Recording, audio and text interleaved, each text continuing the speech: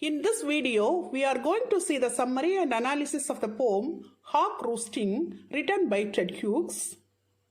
Ted Hughes was an English writer.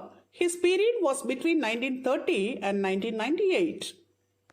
Now let's see the biography of Ted Hughes. He was a 20th century English writer. He was a poet, translator, and children's writer. His original name is Edward James Hughes.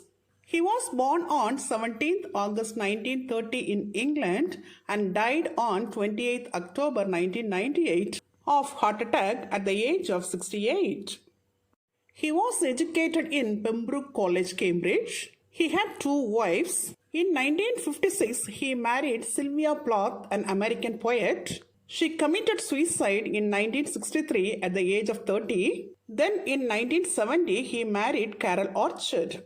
He was appointed Poet Laureate in 1984 and held the office until his death. His important work is The Hawk in the Rain, which was written in the year 1957. It is a poetry collection. He has written many poems, and most of his poems are on birds of prey and violent animals. Now let's see the poem Hawk Roosting, written by Ted Hughes.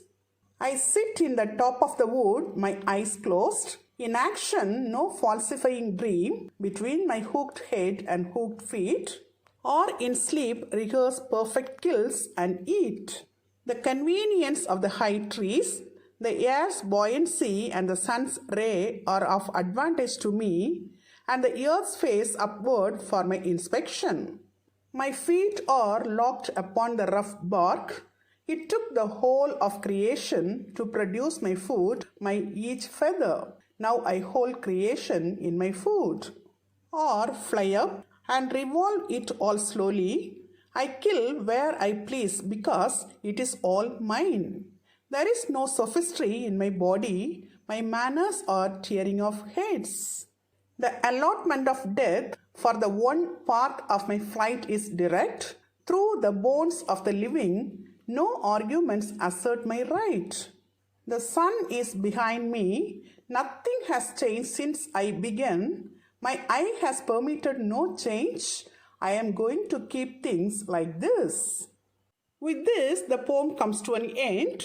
Now let's see the explanation of the poem. In the title Hawk Roosting, the hawk is a bird of prey. Here, hawk symbolizes the violent leaders of our human society. The word roosting means settling on a branch of tree, taking rest. Now let's see the stanza-wise summary of the poem. Stanza 1. I sit in the top of the wood, my eyes closed. In action, no falsifying dream between my hooked head and hooked feet, or in sleep rehearse perfect kills and eat. Throughout this poem, the hawk is talking about itself. In the first stanza, the hawk says, I am sitting on the topmost branch of a tall tree, closing my eyes. I am not sleeping or engaged in false dream. My inaction does not mean that I am lazy. I am silently planning how to kill my prey perfectly and eat it. Here, the hawk symbolizes a great leader who is thinking of ways and means of wiping out his enemies. The leader's inaction is a kind of self-discipline or meditation about his future course of action. Stanza 2. The convenience of the high trees, the air's buoyancy and the sun's ray are of advantage to me, and the earth's face upward for my inspection. In the second stanza, the hawk says, the tall trees are very convenient for me. The upward force of the air and the bright ray of the sun are very helpful for me. Thus, the nature helps me in many ways. The surface of the earth can be easily viewed by me, and I can easily detect the place where my prey is hidden. In this stanza, the hawk says that the tall tree, the light air, and the bright ray of the sun help the hawk in many ways. The tall trees help the hawk to perch on a high place and survey the surroundings. The light air buoys up the hawk and helps it to fly. The bright ray of the sun illuminates the hawk's path. They help the hawk's deeds. Stanza 3. My feet are locked upon the rough bark. You took the whole of creation to produce my food, my each feather. Now I hold creation in my food.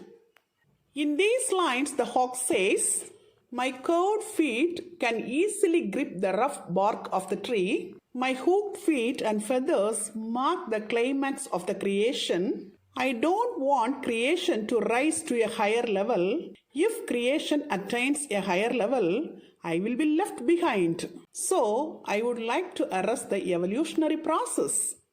Here, the hawk proudly says that its body is designed in such a way as to enable it to pursue its predatory course easily. The bird represents the climax of creation. Now that it has reached the pinnacle of creation, it will not allow creation to proceed further and outsmart it. This is a kind of claim that a dictator makes as he carefully destroys potential rivals and aspirants to his position. Stanza 4. Or fly up and revolve it all slowly. I kill where I please because it is all mine. There is no sophistry in my body. My manners are tearing off heads. In these lines, the hawk says, I can fly high and slowly round everywhere there. I can kill any creature according to my likes and dislikes because it is all mine. This is not a mere sophisticated claim. My innate character is destroying other creatures. Here, like a dictator, the hawk says that its chosen business is tearing off heads of other creatures. It states proudly that all belongs to it and so it can choose its own time, place and manner of killing of other creatures. Stanza 5. The allotment of death for the one path of my flight is direct. Through the bones of the living, no arguments assert my right. In this stanza, the hawk says, death will be confirmed for any creature crossing the path of my flight. I kill them directly by tearing away the bones of them. Killing is my birthright and so there is no need for any argument to justify my right of killing living creatures. Here, like a dictator, the hawk says that if any living creature crosses its way, it will kill them by tearing the bones of the living. It thinks that being conditioned by nature, it has the right to kill and that it need not put forward any arguments in self-defense. Stanza 6, the last stanza. The sun is behind me. Nothing has changed since I began. My eye has permitted no change. I am going to keep things like this. In this stanza, the hawk says, the sun is behind me. I am ruling over the natural phenomena such as the sun. Nothing has changed since I began to do all these things. My eyes don't like any change. So I am going to continue my lifestyle as it is. Here, like a dictator, the hawk says that its eyes are always alert and watchful. It will not allow any force on earth to supplant or dislodge it. Like a dictator jealously maintaining the status quo and not allowing anybody to rise above him and topple him, the hawk is determined to safeguard its supremacy to other things. The end of the poem implies that there will always be a killer and a killed. Things like this will exist forever. Till now, we have seen the summary of the poem in an elaborate manner. Now let's see the analysis of the poem. In this poem, the hawk represents the dictator who claims that he is all-powerful and that there is nobody to surpass him. There are some similarities between the hawk and the dictator. The hawk mercilessly kills its prey. Similarly, the dictator cruelly wipes out his enemies. The hawk does not like any other bird to rise above it. Similarly, the dictator doesn't allow anybody to topple him. Now let's see the symbols used by the poet in this poem. The hawk stands for ruthless dictators of the time. The hawk perching on the topmost branch of the tallest tree is like the dictator enjoying preeminence in society. Even while inactive, The hawk meditates only on schemes of how to kill and eat its prey. In the same way, the dictator is obsessed with schemes to cow down and destroy the people who resist him.